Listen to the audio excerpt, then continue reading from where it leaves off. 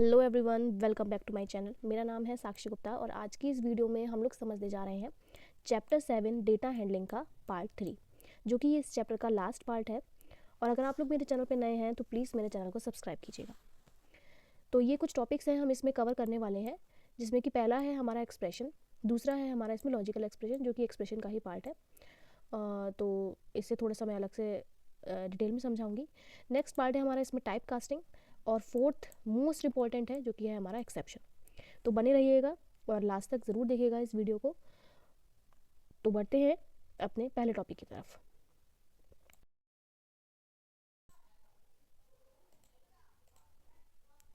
तो बात करते हैं अपने पहले टॉपिक की, जो है हमारा एक्सप्रेशन।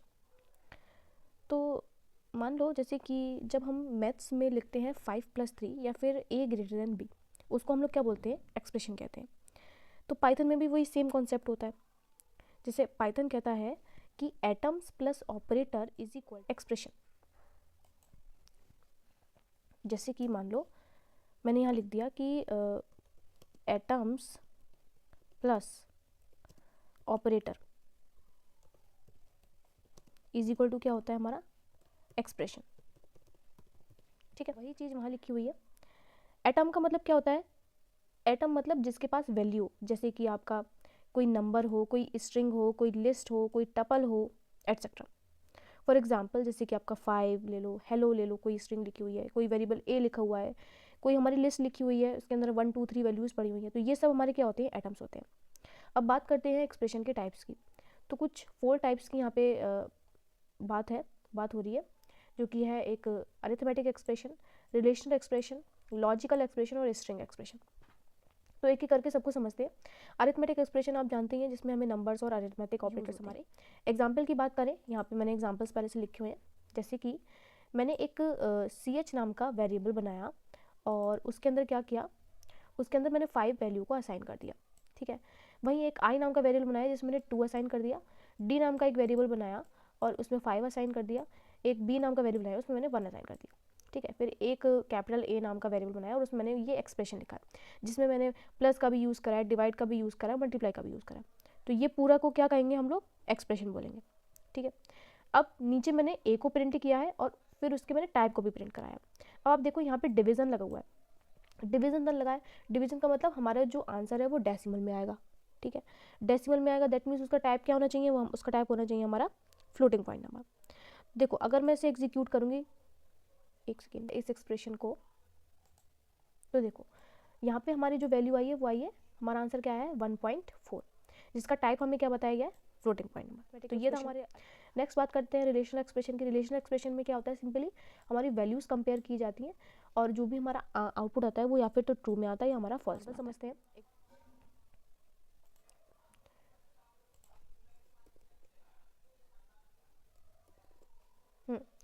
तो रिलेशनल ऑपरेटर की बात करते हैं।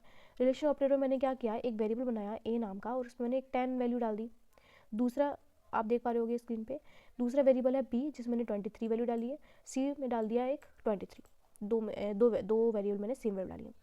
अब 3 प्रिंट फंक्शन के अंदर मैंने कुछ एक्सप्रेशन डाले, जैसे कि A<B, B<=C और A B=C। ये जो नेक्स्ट जो ये थर्ड वाला एक्सप्रेशन आप देख रहे हो, इसे क्या बोलते हैं? इसे हम लोग चेन्ड कंपैरिजन बोलते हैं। क्यों? क्योंकि यहाँ पे क्या है, मल्टीपल्स हमने एक्सप्रेशन लगाए हैं यहाँ पे, जैसे कि A<B =C। इसका मतलब ये है, मैं इसके आगे लिख दे रही हूँ, इसका मतलब ये है कि सबसे पहले कंडीशन हमारी चेक होगी A<B की, एंड लगेगा बीच में, फिर हमारी जो कंडीशन चेक होगी वो होगी B<C। तो इसे बोलते हैं हम चेन कंपैरिजन। इसको जब मैं प्रिंट करूँगी तो आप देख पाओगे कि तीनों की वैल्यूज़ हमारी ट्रू आ रही हैं। A B भी हमारा ट्रू है क्योंकि 10 लेस देन है 23 से। B C है क्योंकि 23 = 23 है। फिर है A B। A B क्या था? 10, तो 10 यानी कि वैल्यू हमारी जो आंसर आएगा वो ट्रू आएगा। फिर एंड है। एंड आप लोग जानते ही हैं कि भाई जब एंड लगा होता है तो एंड का मतलब होता है कि जो दोनों कंडीशन है हमारी वो दोनों ही ट्रू होनी चाहिए, तभी हमारा जो आउटपुट है वो ट्रू आएगा। उसमें से अगर एक भी कंडीशन हमारी फॉल्स हो जाएगी तो आउटपुट हमारा यहाँ पे फॉल्स हो जाएगा। नेक्स्ट बात करते हैं स्ट्रिंग एक्सप्रेशन की। लॉजिकल एक्सप्रेशन हम इसके बाद समझेंगे। स्ट्रिंग एक्सप्रेशन की बात करते हैं तो इसमें क्या लिखा है? Use plus and replication. इसमें हम कॉन्कैटिनेशन प्लस यूज़ करते हैं कॉन्कैटिनेशन के लिए, और ये जो एस्ट्रिक है, एस्ट्रिक का हम लोग यूज़ करते हैं रिपीटेशन के लिए, यानी कि मल्टीपल टाइम्स। एग्जाम्पल देख लेते हैं।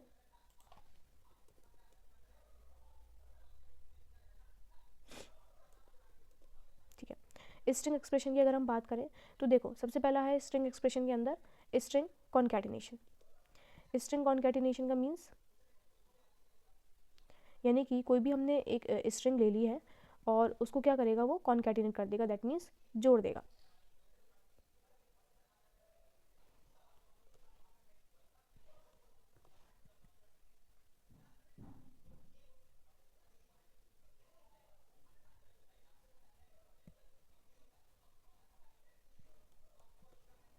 ठीक है, मैंने क्या किया, मैंने दो स्ट्रिंग ली और दोनों में दो स्ट्रिंग के वेरिएबल बनाए, str1 और str2 नाम से, और उसके अंदर मैंने हेलो, एक में वन में हेलो डाल दिया और दूसरे वाले में मैंने वर्ड डाल दिया। ठीक है, रिजल्ट के अंदर आप लोग देखोगे तो रिजल्ट के अंदर मैंने str1 प्लस ये स्पेस के लिए दो इन्वर्टेड कॉमा लगाए हैं प्लस str2। अब जैसे ही मैं अगर इसे एग्जीक्यूट करूँगी तो ये क्या होगा, हमारा आउटपुट क्या आएगा, हेलो, फिर थोड़ा एक स्पेस आएगा बीच में एंड देन वर्ड। तो इससे क्या होगा, हमारी जो स्ट्रिंग है वो कॉन्कैटिनेट हो जाएंगी, यानी कि आपस में जुड़ जाएंगी। ठीक है, मैंने जैसे ही इसे एग्जीक्यूट किया तो आप देख पा रहे हो कि हमारा आउटपुट क्या आ रहा है, हेलो वर्ड। यहाँ पे क्या हो गई, स्ट्रिंग हमारी कॉन्कैटिनेट हो गई। आगे देखते हैं।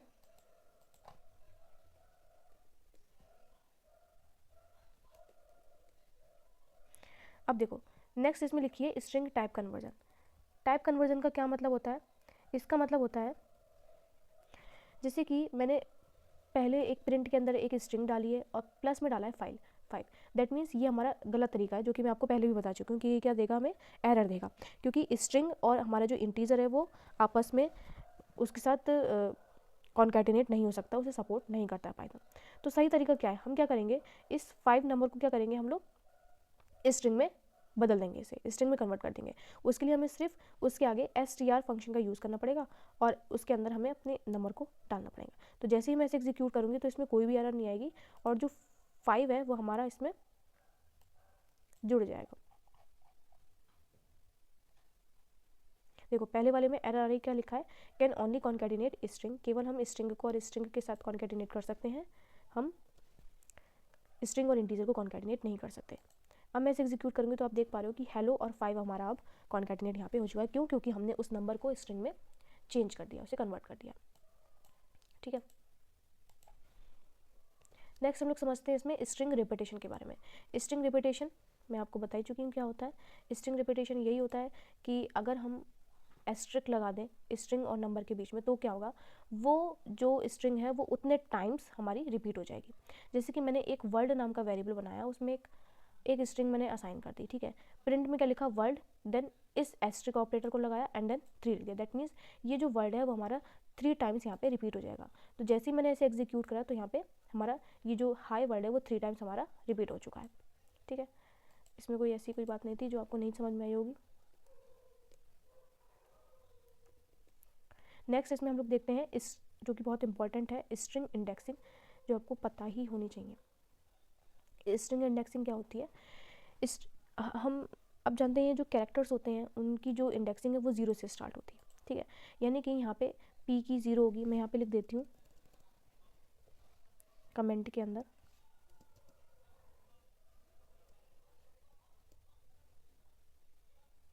जीरो से हमारी स्टार्ट होगी, यानी कि p की हमारी 0 है, y की 1, t की 2, h की 3, o की 4 और n की हमारी 5 होगी। तो ये हमारी उसकी इंडेक्सिंग है। तो जो पॉजिटिव इंडेक्सिंग होती है वो हमारी लेफ्ट टू राइट स्टार्ट होती है, और जो नेगेटिव यहाँ पे मैंने दे रखी है नेगेटिव इंडेक्सिंग होगी वो हमारी राइट टू लेफ्ट होगी। दैट मीन्स देखो यहाँ पे पॉजिटिव इंडेक्स की बात करें तो यहाँ पे जो है हमारा आउटपुट क्या आना चाहिए, जीरो पे आउटपुट क्या आना चाहिए हमारा, जीरो पे अगर हमें जीरो इंडेक्स चाहिए तो उस पर क्या आएगा, p आएगा। ठीक है, नेक्स्ट है 1, तो 1 अगर हमें इंडेक्स दे रखी है तो उस पर क्या आएगा हमारा y। ठीक है, नेक्स्ट हमें दे रखा है इसमें -1 यानी कि राइट टू लेफ्ट होगी। अब राइट टू लेफ्ट में हमारी 0 से स्टार्ट नहीं होगी, राइट टू लेफ्ट में हमारी -1 से स्टार्ट होगी। दैट मीन्स -1 अगर हमें इंडेक्सिंग प्रिंट करनी है तो हमारा जो आंसर आएगा वो आएगा n। ठीक है, नेक्स्ट है -2 में हमारा जो आंसर आएगा वो आएगा o। ठीक है, अब मैं जब इसे एग्जीक्यूट करूँगी तो यही आंसर आएगा, देखो मेरा पी वाई एन और ओ, जो कि मैंने आपके सामने निकाला है। आई होप ये कॉन्सेप्ट आपको अच्छे से समझ में आया होगा। ये समझना बहुत इंपॉर्टेंट है क्योंकि इस तरीके के क्वेश्चंस आपके एग्जाम्स में आते ही आते हैं। अब एक चीज़ और समझते हैं इसमें, जो कि है हमारी स्ट्रिंग की स्लाइसिंग। स्ट्रिंग स्लाइसिंग क्या होता है? स्ट्रिंग स्लाइसिंग का मतलब होता है कि अगर हमें स्ट्रिंग का कोई पार्ट प्रिंट कराना हो, कोई पार्ट को हमें निकालना हो, उसके लिए हम स्ट्रिंग स्लाइसिंग का यूज़ करते हैं। तो स्ट्रिंग स्लाइसिंग कैसे होती है? जैसे कि मानो एक मैंने यहाँ पे एग्जांपल दिया हुआ है, टेक्स्ट नाम का एक वेरिएबल बनाया और उसमें मैंने एक स्ट्रिंग डाल दी कंप्यूटर, ठीक है। तो यहाँ पे देखो मैंने उसके नीचे उसकी इंडेक्सिंग लिखी है, तो सी की 0 है, यानी कि 0 से स्टार्ट हुई है, यानी कि 0 से 7 तक इसके नंबर है। अब मुझे मानो 1 से लेके 4 तक की इंडेक्सिंग चाहिए, तो मैं क्या करूँगी, उस वेरिएबल का नाम लिखूँगी और ब्रैकेट के अंदर 1 और कॉलन लगाऊंगी एंड देन 4 लिखूँगी। अब क्या होता है इसमें ये 1 कॉलन और 5 लिखूँगी, क्यों? क्योंकि यहाँ पे क्या होता है, जो लास्ट रेंज होती है, जो लास्ट हमारा नंबर होता है रेंज का, वो इंक्लूड नहीं होता है। दैट मीन्स अगर मुझे 1 से लेके 4 तक की चाहिए, यानी कि OMPU तक चाहिए, तो मुझे 1 से लेके यहाँ पे 5 लिखना होगा। 1 इंक्लूडेड होता है, बट हमारा जो लास्ट वाला रेंज का नंबर होता है वो इंक्लूडेड इसमें नहीं होता है। तो यही चीज़ है इसमें, मैं आपको एग्जीक्यूट करके एक बार दिखा रही हूँ। देखो 0 to 4 में हमें केवल COMP दिया हुआ है, लास्ट वाली 4 का इंडेक्स, 4th इंडेक्स नहीं दी है। नेक्स्ट 2 से 6 है तो MPUT, टी तक दे रखा है MPUT, ठीक है। ऐसे ही मैंने क्या करा, यहाँ पे 5 लिखा है। दैट मीन्स ये क्या करेगा, हमें 0 से लेके 5 तक देगा। COMPU तक दिया है इसने, देखो आप आउटपुट में देख पा रहे हो। ऐसे ही अब 5 के बाद कॉलम लगाए, दैट मीन्स जो 5 के बाद की जितनी भी डिजिट्स हैं वो दे दे हमें। तो ये क्या दे देगा, ये 5 है, TER, 5 के बाद तक की जितनी भी रेंज होगी वो हमें यहाँ तक उसे प्रिंट हमें दे देगा। तो यही था हमारा स्ट्रिंग एक्सप्रेशन में, ठीक है। अब बात करते हैं अपने नेक्स्ट टॉपिक की, जो कि है हमारा logical expression. Logical expression in Python is form using logical operators, यानी कि लॉजिकल ऑपरेटर्स का यूज़ करके पाइथन में लॉजिकल एक्सप्रेशन हमारा बनता है। लॉजिकल ऑपरेटर्स हमारे कौन कौन से होते हैं? एंड और नॉट, जिसके बारे में हम आपको पहले भी वीडियोस में समझा चुके हैं, ठीक है। And always produce a Boolean result true और फॉल्स, जो कि हमें बूलियन रिजल्ट ही देता है, यानी कि ट्रू और फॉल्स में, ठीक है। तो while evaluating logical expression Python followers the, जब भी हम लॉजिकल एक्सप्रेशन को इवेल्युएट करते हैं तो पाइथन जो है कुछ रूल्स फॉलो करता है। जैसे कि पहला रूल ये है कि भाई arithmetic expression are evaluated before logical expression, यानी कि लॉजिकल एक्सप्रेशन से पहले अरिथमेटिक एक्सप्रेशन जो है इवेल्यूएट होता है। यानी कि अगर हमें कोई भी एक्सप्रेशन दे रखा है, उसमें प्लस माइनस मल्टीप्लाई डिवाइड ये एक्सप्रेशन ये ऑपरेटर्स यूज़ हुए हैं और हमारे एंड और नॉट भी यूज़ हुए हैं, तो एंड और नॉट इवेल्युएट होने से पहले अरिथमेटिक एक्सप्रेशन हमारे इवेल्युएट होंगे। दूसरा है कि जो लॉजिकल एक्सप्रेशन है उसकी लॉजिकल ऑपरेटर है, उनकी ऑपरेटर प्रेसिडेंसी के हिसाब से वो इवेल्यूएट होते हैं। दैट मीन्स पहले हमारा नॉट इवेल्यूएट होगा, फिर एंड देन फिर और, तो ये इसका प्रोसेस है। फिर लिखा है कि पाइथन जो है कुछ शॉर्ट सर्किट इवेल्यूएशन यूज़ करता है। जैसे कि अगर और के केस में हम बात करें तो भाई सेकंड कंडीशन चेक तभी होगी जब पहली फॉल्स होगी और के केस में। क्यों? क्योंकि और के केस में क्या होता है कि कोई भी एक कंडीशन हमारी ट्रू होनी चाहिए, इसलिए अगर पहली कंडीशन फॉल्स है तो वो सेकंड कंडीशन को चेक करेगा, ठीक है। एंड के केस की अगर हम बात करें, वो सेकंड कंडीशन को तभी चेक करेगा जब हमारी पहली कंडीशन ट्रू होगी। अगर हमारी पहली कंडीशन फॉल्स है तो वो सेकंड कंडीशन पर जाएगा ही नहीं, ठीक है। नेक्स्ट लिखा है कि this behaviour helps avoid unnecessary computations and run time error, जैसे कि लाइक डिवीजन बाय 0। तो ये बिहेवियर जो है पाइथन जो है कई बार अवॉइड भी कर देता है। जैसे कि कुछ रन टाइम एरर होते हैं, जैसे कि मान 10 हमारा ग्रेटर है 5 से और 5 हमारा डिवाइड बाय 0, ऐसी कोई कंडीशन लगी, तो अगर हमारे पहली कंडीशन फॉल्स निकलेगी तो वो दूसरी कंडीशन पर जाएगा ही नहीं, वो उसे इवेल्युएट ही नहीं करेगा। जैसे कि एक एग्जाम्पल इसमें लिखा है लॉजिकल एक्सप्रेशन है, जैसे कि ए और देन बी फिर एंड लगाए एंड देन नॉट सी, तो इसका इवेल्यूशन कैसे होगा? पहले नॉट सी सॉल्व होगा, यानी कि पहले नॉट ऑपरेटर हमारा सॉल्व होगा, फिर हमारा एंड ऑपरेटर सॉल्व होगा, फिर हमारा और ऑपरेटर को सॉल्व, ठीक है। लॉजिकल एक्सप्रेशन में अगले टॉपिक को समझते हैं, जो कि है हमारा टाइप कास्टिंग। टाइप कास्टिंग का मतलब होता है कन्वर्जन करना। दैट मीन्स इंटीजर को फ्लोट में चेंज करना, या फिर स्ट्रिंग को, या फिर हमें इंटीजर को स्ट्रिंग में चेंज करना, तो ये होती है हमारी कन्वर्जन। तो पाइथन जो है दो तरीके के उसमें टाइप कन्वर्जन होते हैं। एक होती है हमारी इम्प्लिसिट टाइप कन्वर्जन और एक होती है explicit type conversion. Implicit type conversion में क्या होता है, जो कि ऑटोमेटिकली डन होती है पाइथन के द्वारा, ठीक है। एक्सप्लिसिट टाइप कन्वर्जन वो होती है जो हम खुद से चेंज करते हैं कुछ फंक्शंस का यूज़ करके, जैसे कि int function, float function, string function, bool function और कॉम्प्लेक्स फंक्शन, ठीक है। प्रॉब्लम कहाँ पे आती है, मतलब ये होता है कि जब हम फ्लोट को इंट में चेंज करते हैं तो क्या होता है, फ्लोटिंग पॉइंट नंबर हमारा डेसिमल में होता है। जैसे कि मान लो 5.8 लिखा हुआ है, तो जब हम इस नंबर को, इस फ्लोटिंग पॉइंट नंबर को इंटीजर में बदलेंगे तो क्या होगा कि वो केवल इंटीजर पार्ट को कंसिडर करेगा 5, और जो 0.8 होगा वो वहाँ से हटा देगा।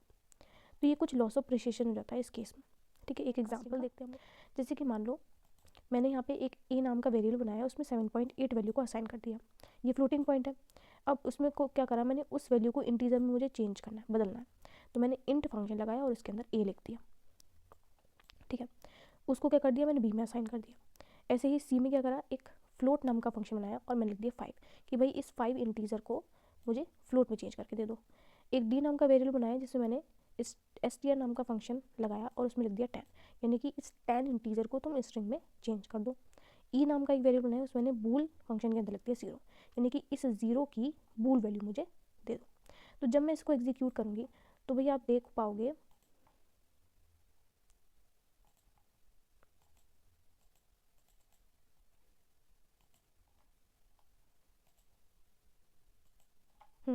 तो देखो क्या होगा, पहले वाला देखो कि b is equal to int A, उसने क्या दिया है मुझे, उसे इंटीजर में चेंज करके दे दिया 7.8 को, और जो डेसिमल पार्ट था उसने वो वहाँ से रिमूव कर दिया और उसने मुझे टाइप दे दिया उसका इंट।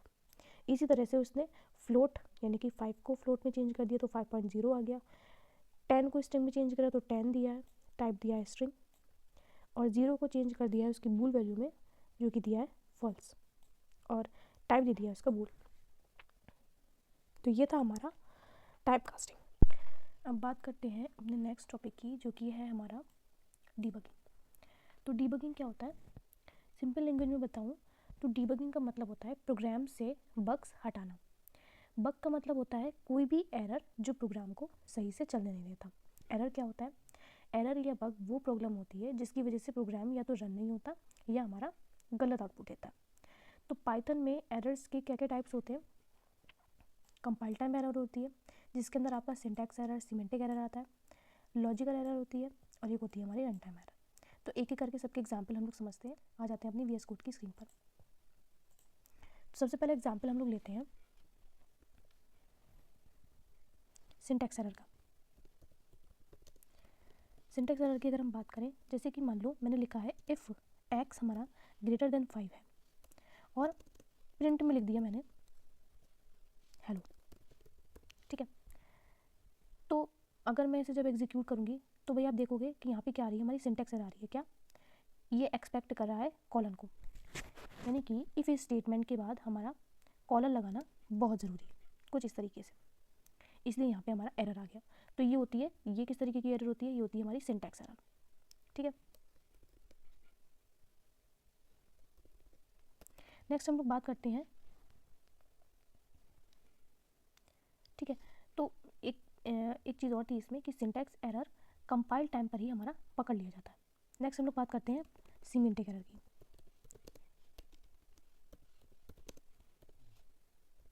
सिमेंटिक एरर क्या होती है, सिमेंटिक एरर तब होता है जब स्टेटमेंट ग्रामर के हिसाब से सही हो लेकिन मीनिंग उसका गलत हो। जैसे कि मान लो मैं लिख दूं कि x + y is equal to 10, ठीक है। तो यहाँ पे क्या होगा, एक्सप्रेशन को लेफ्ट साइड पर असाइन हम लोग नहीं कर सकते। आप यहाँ पे भी देख रहे होगे कि यहाँ पे एरर उसने पहले इशू कर दी, इसलिए ये यहाँ पे क्या है, सिमेंटिक एरर दिखा रहा है। अगर मैं इसे रन करूँगी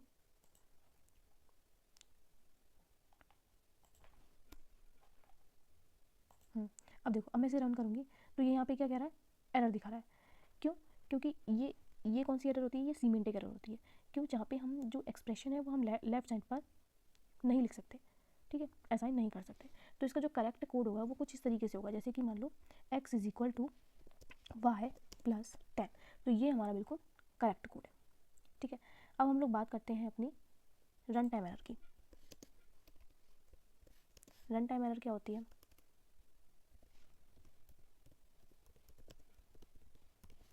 रन टाइम एरर मतलब होता है कि रन टाइम एरर तब होता है जब प्रोग्राम रन तो होता है लेकिन बीच में क्रैश हो जाता है। एग्जाम्पल लेते हैं, मानो मैंने प्रिंट में लिख दिया 10 डिवाइड बाई 0, तो 0 से डिवाइड करना अलाउड ही नहीं है, तो ये हमें क्या दे देगा? 0 डिवीजन एरर दे देगा। इसने हमें क्या दे दी? देखो आप देख पा रहे होगे कि यहाँ पे इसने मुझे क्या दे दी? 0 डिवीजन एरर दे दी। तो रन टाइम एरर को हम एक्सेप्शन भी कहते हैं, ठीक है, ये ध्यान रखना कि रन टाइम एरर को हम एक्सेप्शन भी कहते हैं।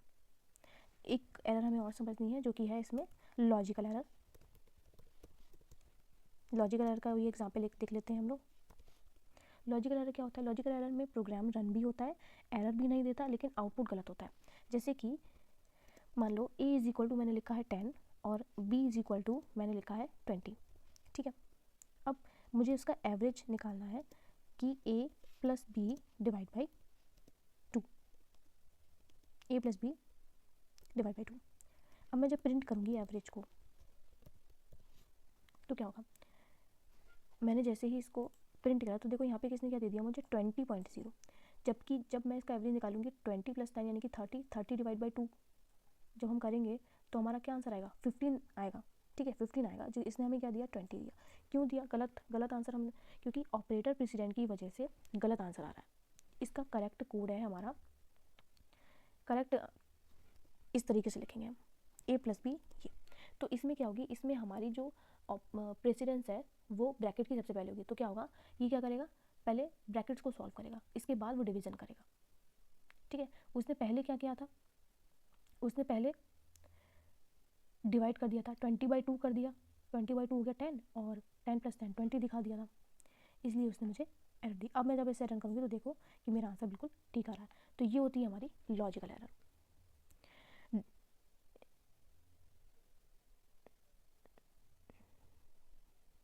अब एक चीज़ समझते हैं कि भाई डीबगिंग कैसे करते हैं। डीबगिंग का सबसे इजी तरीका होता है कोड ट्रेसिंग, यानी कोड को लाइन बाय लाइन चेक करना।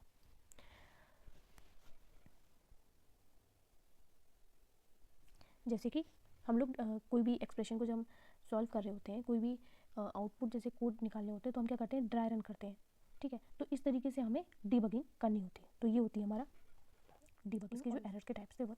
इस चीज़ में, इस टॉपिक में अगर आपको कोई चीज़ नहीं समझ में आई तो प्लीज़ मुझसे कमेंट सेक्शन में ज़रूर पूछिएगा। एक लास्ट टॉपिक हमें और पढ़ना है जो कि है हमारा एक्सेप्शन, जो कि मोस्ट इंपॉर्टेंट टॉपिक है, बहुत ध्यान से समझना है। तो बात करते हैं नेक्स्ट और लास्ट टॉपिक की, जो कि बहुत इंपॉर्टेंट टॉपिक भी है, एक्सेप्शन। तो एक्सेप्शन का मतलब होता है रन टाइम पर आने वाली अनएक्सपेक्टेड प्रॉब्लम्स को, ठीक है, कहते हैं हम लोग एक्सेप्शन। तो सबसे पहले हम लोग क्लियर करते हैं कि एरर वर्सेस एक्सेप्शन क्या होती है। एरर और एक्सेप्शन सुनने में सिमिलर लगते हैं लेकिन दोनों डिफरेंट होते हैं। एक एग्जांपल समझो, एटीएम का एग्जांपल से समझो। जैसे मैंने गलत पिन डालना, अगर हमने एटीएम में गलत पिन डाला है तो वो एरर हुई। अगर अकाउंट में पैसे कम होना या एटीएम मशीन बंद होना, ये हमारी एक्सेप्शन होती है, ठीक है। तो एरर कोड की गलती होती है और एक्सेप्शन सिचुएशन की वजह से होती है, तो ये होती है एक्सेप्शन, ठीक है। एक्सेप्शन एक ऐसी प्रॉब्लम होती है जो प्रोग्राम के रन टाइम पर आती है और प्रोग्रामर के कंट्रोल में नहीं होती, ठीक है। तो कॉमन जो बिल्ट इन एक्सेप्शंस होती हैं हमारी पाइथन में, कुछ बिल्ट इन एक्सेप्शंस होती हैं जो हमें याद रखनी चाहिए, जैसे कि आपकी 0 division error, value error, type error, name error, index error, की एरर, इम्पोर्ट एरर और IO एरर यानी कि इनपुट आउटपुट एरर। तो एग्जांपल से समझते हैं, जैसे कि 0 डिवीज़न एरर की अगर हम बात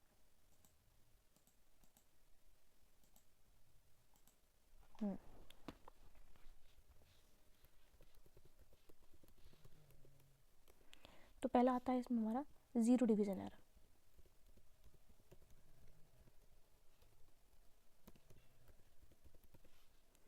जीरो डिवीज़न एरर का मतलब, जैसे मानो प्रिंट में मैंने लिख दिया है 10 डिवाइड बाई 0, तो ये मैंने आपको दिखाया था कि अगर मैं इसे एग्जीक्यूट करूँगी तो ये हमें क्या देगा? 0 डिवीज़न एरर देगा, ठीक है। 0 से डिवाइड करने पर पाइथन हमें 0 डिवीज़न एरर देता है, सिंपल यही है। नेक्स्ट हम लोग समझते हैं वैल्यू एरर के बारे में। वैल्यू एरर क्या होती है? जैसे कि मानो इंट में मैंने लिख दिया ABC, ठीक है। अब मैं जब इसे एग्जीक्यूट करूँगी तो ये मुझे वैल्यू एरर दे देगा। क्या? जैसे कि मतलब ये कि स्ट्रिंग जो ABC को इंटीजर में स्ट्रिंग जो ABC है उसको हम इंटीजर में कन्वर्ट नहीं कर सकते, ये हमारी वैल्यू एरर होती है, ठीक है। नेक्स्ट हम लोग समझते हैं एक टाइप एरर के बारे में। टाइप एरर जैसे कि प्रिंट के अंदर मैंने क्या किया, एक हेलो नाम की स्ट्रिंग लिखी और प्लस में लिख दिया 3, तो ये होती है टाइप एरर, यानी कि स्ट्रिंग और इंटीजर को हम लोग ऐड नहीं कर सकते, तो ये देता है हमें टाइप एरर, ठीक है। ये तो मैंने आपको पहले समझा था कि स्ट्रिंग और इंटीजर जो है ऐड नहीं हो सकते। नेक्स्ट एक समझनी है हमें नेम एरर। नेम एरर क्या होती है? जैसे कि मान लो मैंने प्रिंट में लिख दिया सिंपली x, अब x तो लिख दिया है, अब तो x मैंने डिफाइन ही नहीं किया है, तो ये मुझे क्या दे देगा, ये नेम एरर दे देगा, सिंपल सी, ठीक है। नेक्स्ट हम लोग बात करते हैं इंडेक्स एरर की। इंडेक्स एरर क्या होती है? जैसे कि मान लो मैंने एक नेम नाम का वेरिएबल बनाया और उसके अंदर डाल दिया पाइथन नाम की स्ट्रिंग, ठीक है। अब मैं क्या करूँगी, प्रिंट करूँगी नेम और मुझे दे दो 10th इंडेक्स, जबकि उसमें है नहीं 10th इंडेक्स, तो ये क्या दे देगी मुझे, इंडेक्स एरर दे देगी। क्या कि string index out of range है, कि आप जो स्ट्रिंग की इंडेक्स मांग रहे हैं वो जो है आउट ऑफ रेंज है, वो उसमें है ही नहीं, ठीक है।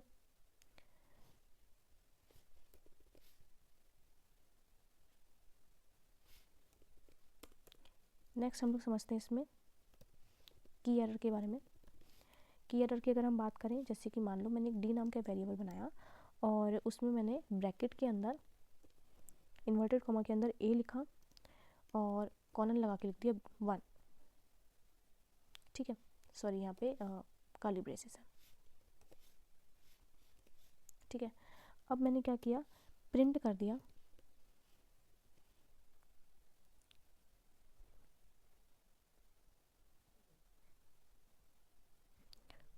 डी को और कर्ली ब्रेसेस के अंदर लिख दिया b, ठीक है। अब जब मैं इसे एग्जीक्यूट करूँगी तो ये मुझे क्या दे देगा, ये मुझे दे देगा, इसमें मुझे स्क्वायर ब्रैकेट्स लगाने थे, हाँ। तो अब देखो इसने मुझे क्या दे दी, की एरर दे दी। क्या कह रहा है, b, ये क्या कह रहा है, ये कह रहा है कि डिक्शनरी में जो ये की है, b नाम की जो की है वो एग्जिस्ट ही नहीं करती है, इसलिए उसने मुझे यहाँ पे की error they the. I hope आपको ये चीज़ समझ में आई होगी। तो अगर एक्सेप्शन हैंडल ना करें तो प्रोग्राम जो होता है वो हमारा क्रैश हो जाता है। तो ये थी हमारी एक्सेप्शन और इस वीडियो में इतना ही। एक चीज़ और है इसमें, code tracing is a debugging technique in which the program is executed line by line to observe changes in the variable values. यानी कि कोड ट्रेसिंग, मैंने बताया भी कि भाई कोड को मतलब एक तरीके से ड्राई रन करना, ये एक टेक्निक होती है जहाँ पे प्रोग्राम जो है लाइन बाय लाइन एग्जीक्यूट करता है और चेंजेस को हम लोग ऑब्जर्व करते हैं इन वेरिएबल वैल्यूज़ में। It helps locate the origin and cause of errors. Dry run जो है उसका कॉमन मेथड होता है कोड ट्रेसिंग का, ठीक है। तो भाई इस वीडियो में इतना ही, और आपको कोई भी टॉपिक में डाउट हो या कोई चीज़ ऐसी हो जो नहीं समझ में आई हो तो प्लीज़ मुझसे कमेंट सेक्शन में ज़रूर पूछिएगा। और तब तक के लिए थैंक यू, बाय बाय।